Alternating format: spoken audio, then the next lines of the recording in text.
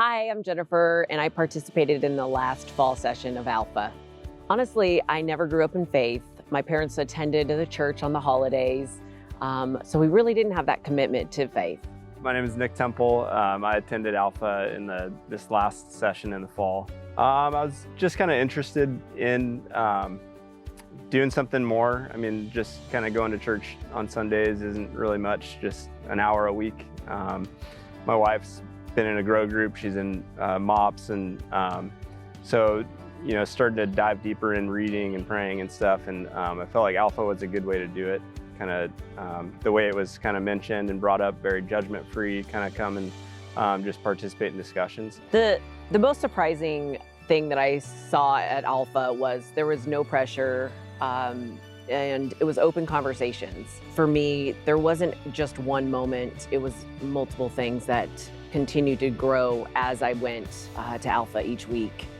It's a very no pressure, judgment-free type of thing through the church. It's basically a video dinner. You kind of have discussion with people. The men and women in our group were separate, so it's just a discussion with men. We heard the women laughing. I think they had a lot more fun than us because they're pretty loud, but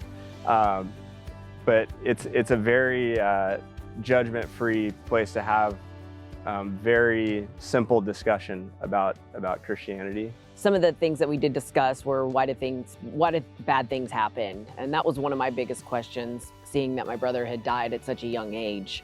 That was always, and it's been 20 years, but always still weighing on my mind. In short, I would almost describe it as something that I think a lot more people would attend or consider going to if they knew exactly the time and date you were going to die, or if you thought more about your salvation. But I think it's really easy for us to just get caught up in the world, caught up in the to-dos, everything we need to do with work and kids and all this stuff.